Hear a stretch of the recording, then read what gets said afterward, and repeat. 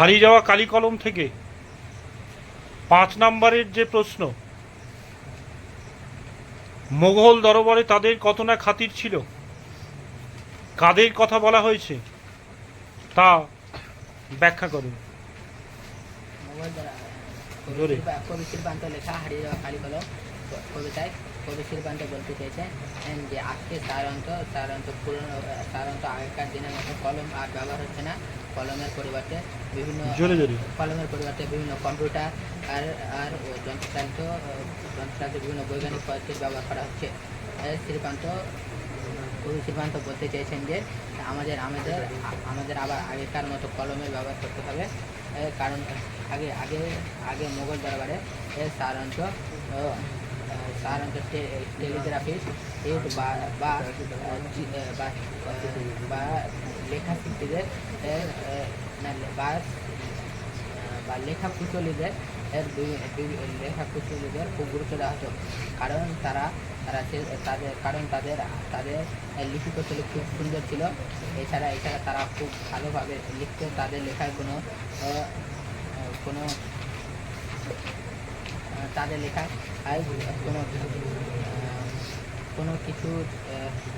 কোনো ভুল থাকতো, তাদের লেখায় কোনো ভুল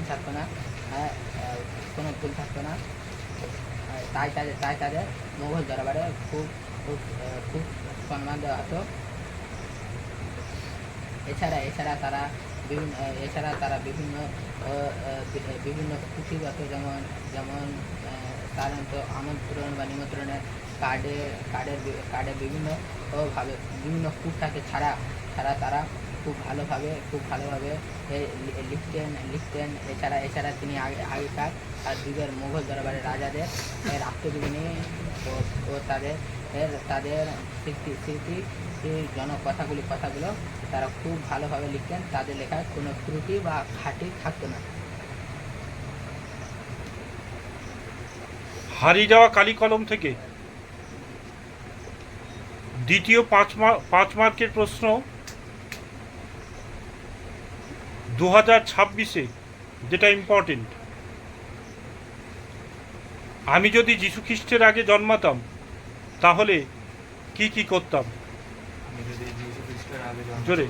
আমি যদি যীশু খ্রিস্টের আগে জন্মাতাম তাহলে কবি এখানে বলেছেন যে প্রথম হচ্ছে কম্পিউটার এখানে হচ্ছে কম্পিউটারের বিভিন্ন তথ্য আসায় এখানে কলমের ব্যবহার কমে গেছে এবং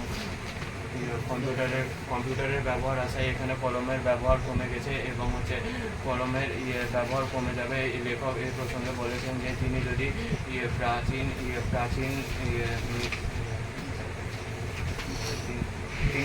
প্রাচীন মিশরীয়তে জন্মাতেন তবে তিনি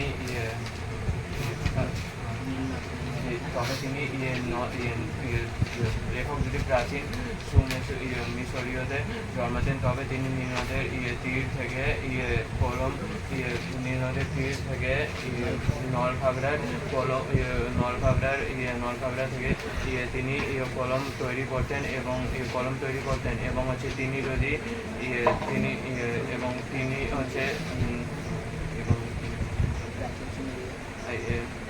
তিনি তারপর কলম তৈরি করতেন হচ্ছে তিনি বন জঙ্গল থেকে পশুর হাড়ের অংশ নিয়েও তিনি তুলি তৈরি করতেন এবং এমনকি তিনি যদি বাঙালি না হয়ে অন্য সাম্রাজ্যবাদী দেশে যদি জন্মাতেন তবে তিনি যেমন সিজার হচ্ছে কাজকে যেমন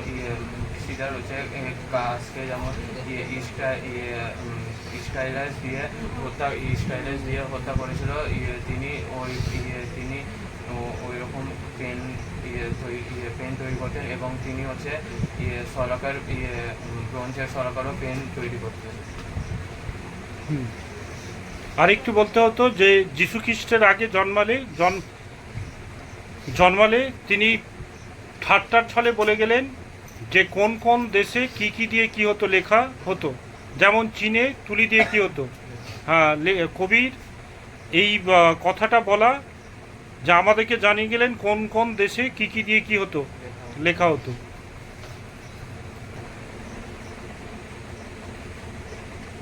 3 নম্বর প্রশ্ন হারিয়ে যাওয়া কালি কলম থেকে। কলমকে বন্দুক ও তলোয়ারের চাইতে শক্তিশালী বলেছেন কেন লেখক? হারিয়ে যাওয়া কালি কলম গল্পটি লেখক শ্রীকান্ত ওরফে নিখিল সরকার আজ থেকে 50 থেকে 60 বছর আগে মূলত লোকসমাজে লেখালেখির ক্ষেত্রে নানান ধরনের কালি কলম এবং নানান বিষয়বস্তু সমূহ তার এই প্রবন্ধকে তিনি তুলে ধরেছেন। শর্টগুলো দেখে রাখ, লেখক শ্রীকান্ত জানিয়েছেন এই শর্টগুলো। কলমকে বলা হয় তলোয়ারের চেয়ে শক্তিশালী। আসলে এটি হচ্ছে একটি প্রবাদপ্রতিম বাক্য। কবি এটিকে ঠাট্টার ছলে বললেও আসলভাবে এর আক্ষরিক অর্থকে তার এই প্রবন্ধের মধ্যে দিয়ে বুঝিয়ে দিতে চেয়েছেন। কবি শ্রীকান্ত জানিয়েছেন যে কলম তথা কবি শ্রীকান্ত জানিয়েছেন যে একসময় বাঁশের কঞ্চি দিয়ে লেখালেখির কাজ চললেও দীর্ঘ সময় পর জাপানি শেফার পাকার প্রভৃতি ফাউন্টেন পেন বাজার দখল করে নেয়। তাছাড়াও লেখালেখির ক্ষেত্রে আরও নতুন উদ্ভাবনী নানান ধরনের জিনিসপত্রের ব্যবহার আসলে এই পুরাতন লেখালেখির বিষয়বস্তু ক্রমাগত এই পরিবেশ থেকে হারিয়ে যায়। কবি জানিয়েছেন যে ফাউন্টেন পেনের নানান ধরনের জিনিসপত্রের নাম যেমন পাকার, কার্ট্রিজ, এই সমস্ত জিনিস, এবং এগুলো গোলা বারুদের সাথে সম্পর্কিত, কিন্তু কলমের সঙ্গে বারুদের কোনো সম্পর্ক নেই। কবি আসলে জানিয়েছেন যে 19 শতকে নাগাদ তথা বহু প্রাচীনকালে এমনও কিছু লেখক ছিলেন যাদের লেখনের ধার ছিল তলোয়ারের চেয়েও বেশি। কবি আরও জানিয়েছেন যে তলোয়ার দ্বারা মানুষকে আঘাত করা গেলেও লেখকের সুদৃশ্য লেখনের মধ্যে দিয়ে মানুষের বিবেকবোধ এবং মানুষের যে মানবিকতাকে ফুটে তোলা যায়। তাই কবি আলোচ্য মন্তব্যটির মধ্যে দিয়ে কলমকে পেনের চেয়ে শক্তিধর বলে এই মূলত কলমকে পেনের চেয়ে শক্তিধর বলে কবি শ্রীকান্ত সকলকে এই কলমের পৃষ্ঠপোষকতা করতে বলেছেন।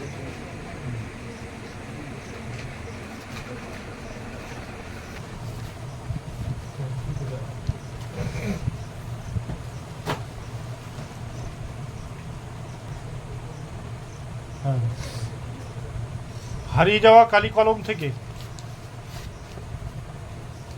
5 নম্বরের চতুর্থ যে প্রশ্নটি 2026 ইম্পর্টেন্ট।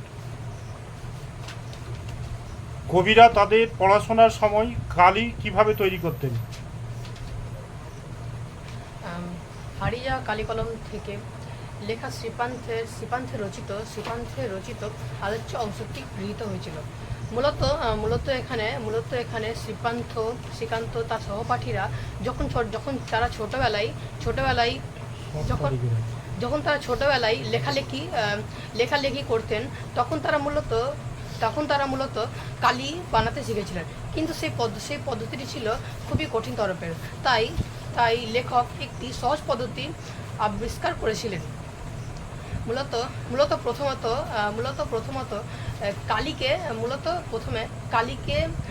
কড়াইয়ের কালিকে নেওয়া হতো এবং পরবর্তীকালে কালি তৈরি করা হয়, এবং পরবর্তীকালে মূলত সেখানে পরবর্তীকালে সেইটিকে ছাগলের দুগ্ধে মেশানো হতো এবং সেই দুগ্ধকে বাঁশের লাউ পাতা দিয়ে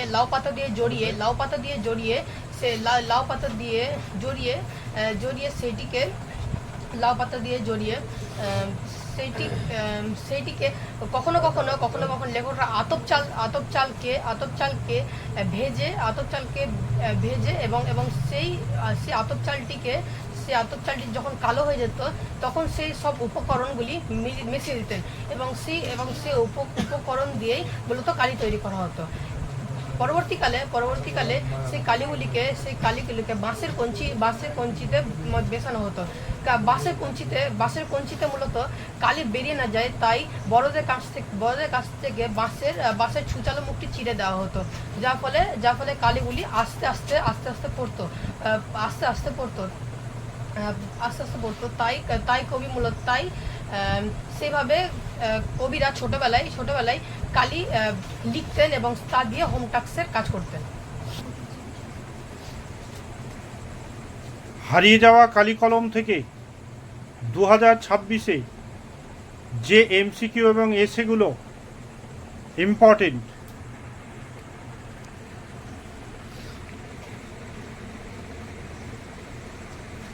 গ্রামাঞ্চলে আজ আর কিসের কলম খুঁজে পাওয়া যাবে না বলে লেখক মনে করেছেন? বাঁশের কঞ্চির কলম। বাঁশের কঞ্চির কলম। সরস্বতী পুজোতে কাঁচের দোয়াতে কালির বদলে কি দেয়া হয়? পালকের কলমের ইংরেজি নাম কি? কুইল।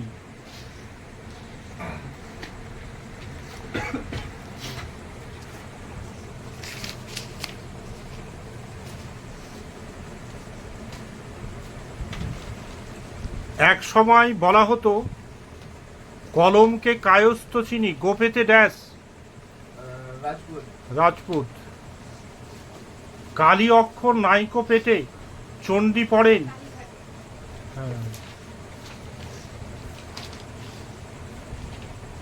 লেখক কোন বিখ্যাত সাহিত্যিকে সংগ্রহে প্রায় 2 ডজন ফাউন্টেন পেন দেখেছিলেন? ফাউন্টেন পেনে নেশা শৈলজানন্দ যার কাছে থেকে পেয়েছিলেন তিনি হলেন? শরৎচন্দ্র চট্টোপাধ্যায়। তারও ছিল ফাউন্টেন পেনের নেশা, তিনি হলেন? শরৎচন্দ্র চট্টোপাধ্যায়।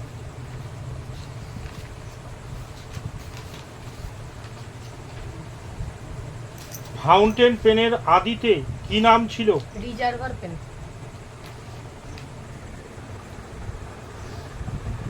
লাঠি তোমার দিন ফুরে আছে, এই কথাটি রচয়িতা হলেন? বঙ্কিমচন্দ্র চট্টোপাধ্যায়। বঙ্কিমচন্দ্র চট্টোপাধ্যায়। জোরে। বঙ্কিমচন্দ্র চট্টোপাধ্যায়।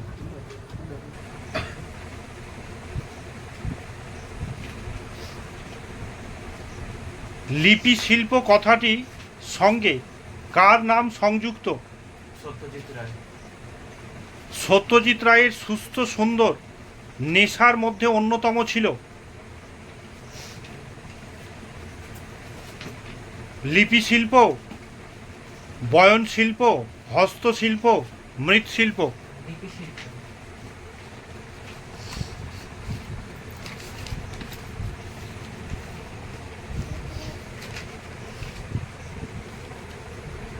কঙ্কাবতী ডমরুধর লিখেছিলেন? শ্রীপান্থ, ত্রৈলোক্যনাথ মুখোপাধ্যায়, অখিল নিয়োগী, সত্যজিৎ রায়। সেই আঘাতেই পরিণতি নাকি মৃত্যু? কার মৃত্যুর কথা বলা হয়েছে?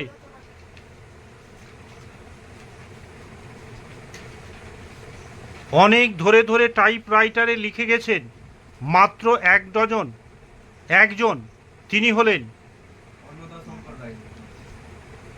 নিজের হাতেই কলমের আঘাতে মৃত্যু হয়েছিল যে লেখকের?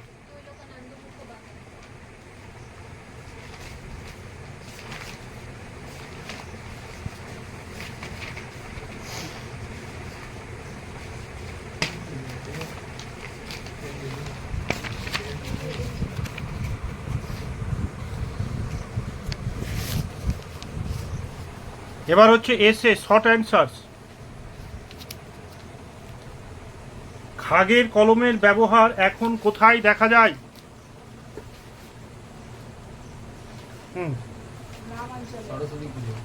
সরস্বতী পুজোয়।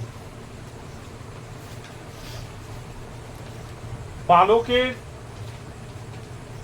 কলম বর্তমানে দেখার জন্য কিসের উপর নির্ভর করতে হয়?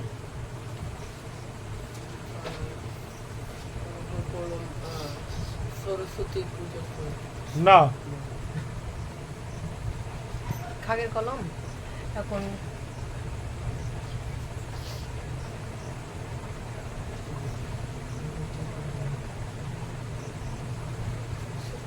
কোশ্চেনটা কি? আগের কলম দেখার জন্য এখন পুরোনো দিনের তৈলচিত্র বা ফটোগ্রাফির ওপর নির্ভর করতে হয়।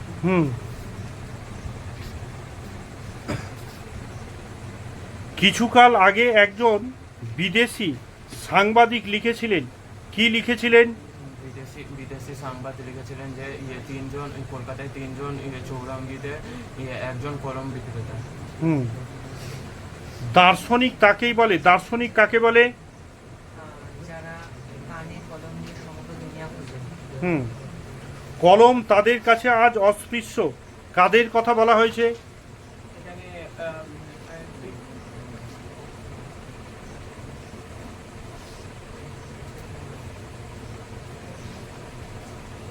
পকেট মারদের কথা বলা হয়েছে।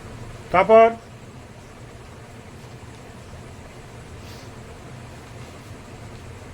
তারপর কলম তাদের কাছে আজ অস্পৃশ্য, কাদের কাছে? কলম তাদের কাছে অজস্র, কাদের কাছে? সাধারণ লেখকদের কাছে।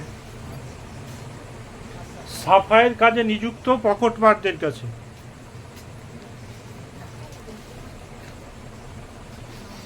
নামটা রবীন্দ্রনাথের দেয়া হতে পারে, কোন নামের কথা বলা হয়েছে? এখানে কলমের নাম দেওয়া হয়েছে, কলমটির নাম হলো ঝর্ণা কলম, যার ফাউন্টেন পেন।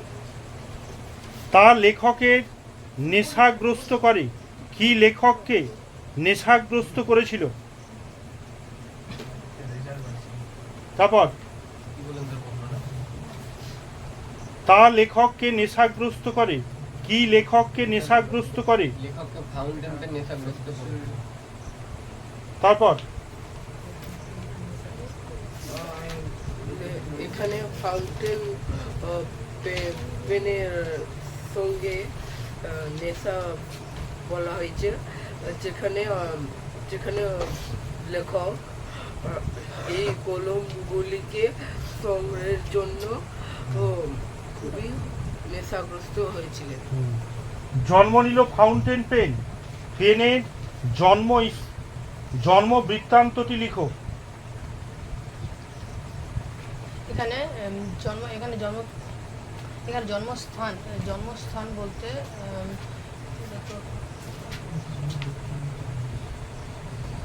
পড়াশোনার প্রতি যত্ন নিন। বাড়ির গার্জেনদের বলছি এই যে ভিডিওতে। লুইস অ্যাস্টন ওয়াটারম্যানের হাত ধরে ফাউন্টেন পেনের জন্ম হয়েছিল। ফাউন্টেন পেনের পোশাকি নাম কি ছিল? ফাউন্টেন পেনের পোশাকের নাম ছিল আগে তো রিজার্ভার পেন। এক সময় লেখা শুকনো হতো কি দিয়ে? বালি দিয়ে।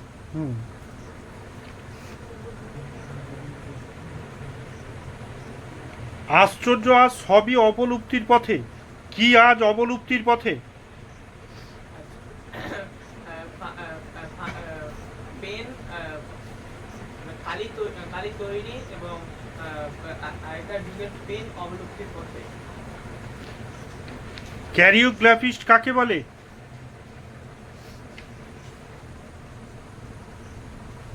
তারপর কাকে বলে?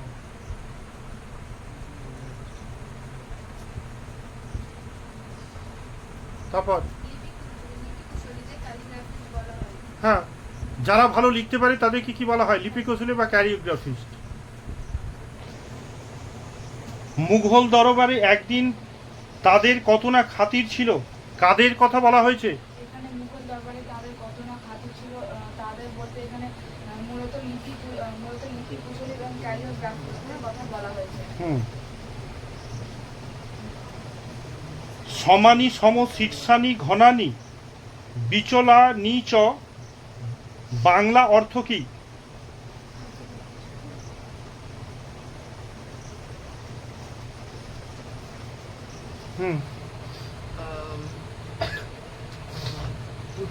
প্রতিটি অক্ষর সমান আর প্রতিটি ছত্র হচ্ছে সমকক্ষ। হ্যাঁ, সুশৃঙ্খল। সুশৃঙ্খল। হ্যাঁ। হুম। কলমকে কিসের চেয়ে শক্তিধর বলেছে? তলোয়ারের থেকে। ফাউন্টেন পেন হয়তো আভাসে ইঙ্গিতে, তাই বলা হয়। আভাস ইঙ্গিতটি কীরকম? কবি শ্রীকান্ত লেখা হারিয়ে যাওয়া কালি কলম কবিতায় ফাউন্টেন পেন তার তার ভঙ্গি তলোয়ারের চাইতে শক্তিশালী। এটাই হ্যাঁ। কোন প্রবীণ কবি বা লেখক কলমের বদলে টাইপরাইটারে লিখতেন? হারিয়ে যাওয়া কালী কলম হচ্ছে লেখক হচ্ছে অন্নদা শঙ্কর। শঙ্কর। আধুনিক যুগে নিজের কলম ব্যবহার করেছেন কোন বিখ্যাত বাঙালি লেখক? সত্যজিৎ রায়।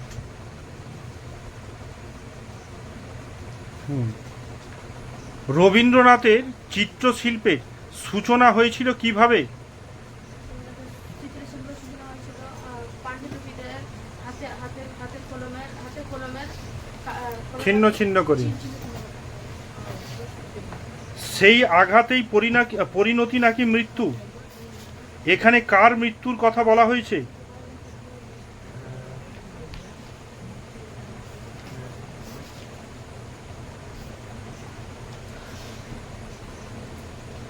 তৈলকানন্দ মুখোপাধ্যায়।